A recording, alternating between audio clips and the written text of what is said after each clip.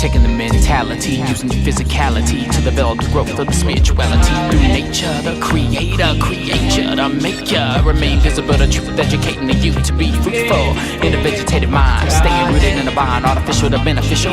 We let the light shine. It's the Garden of Eden. It's the Garden of Eden.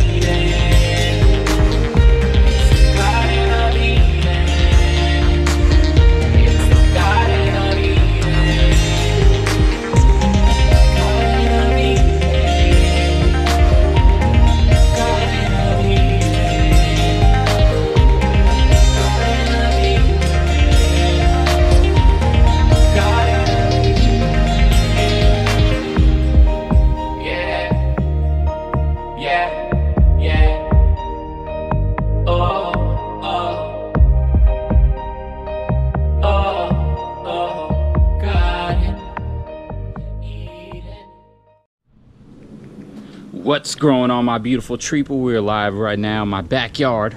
I invite you to join me every berry as we take a plant venture up on my rooftops. And today, join me. I'm gonna show you something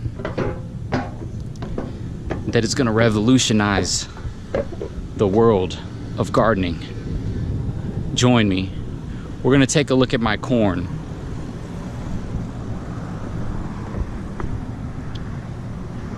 I want you to look and see how many ears of corn you see.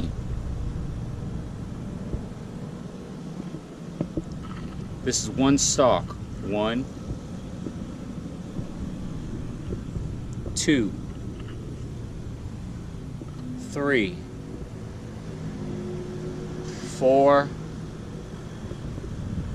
5. And I still see areas where it looks like more ears are gonna be growing.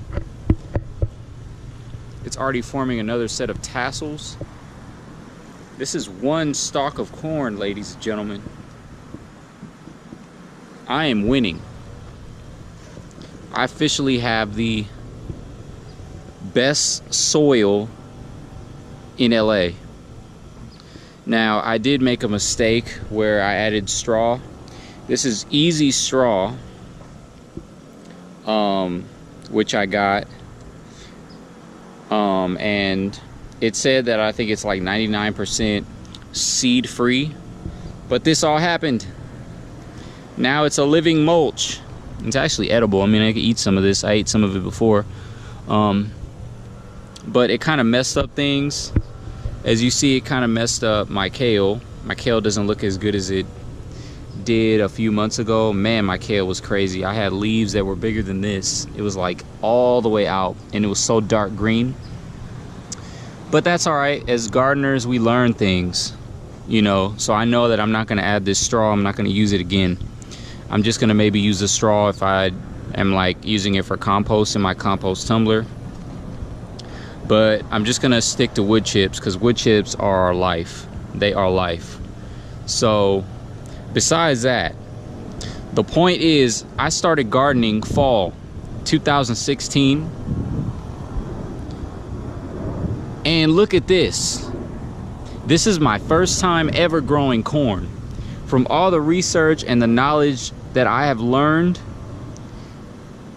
and taken in from one stalk of corn. Notice that my corn looks very healthy. There's no bugs on it, no bug bites. I mean, I see ants crawling, but they're just crawling around, enjoying life. I see a spider making a little web right there, just protecting my corn. It's beautiful. 5 ears of corn. If you don't believe me, I'm gonna do it again. 1, 2, 3, 4, 5. You see they're starting to change color because I've been pollinating them.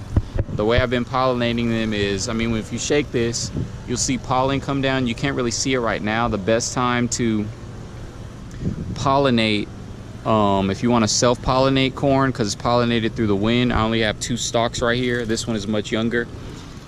All I do is take some pruners, cut one of these off, these tassels, and I do it very slowly. I gently just shake it or rub it, graze it against the silky hairs. You want to make sure you get every silky hair. Like these I'm gonna get tomorrow morning, because these I just noticed today.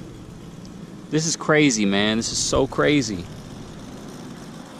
So yeah, I am pretty excited. I know this video is not about onions, but look at the size of these red Welsh onions.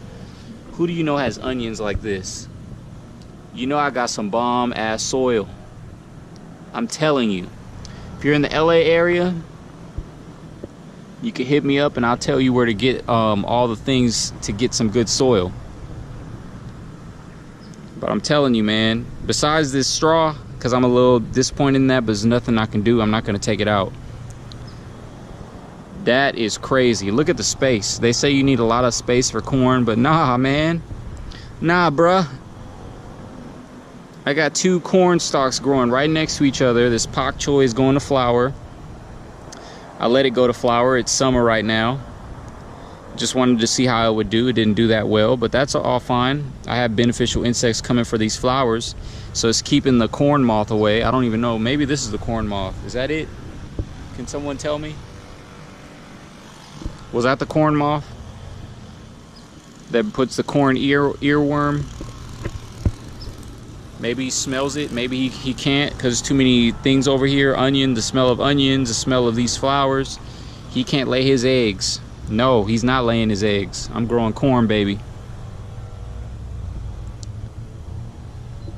We're looking inside there.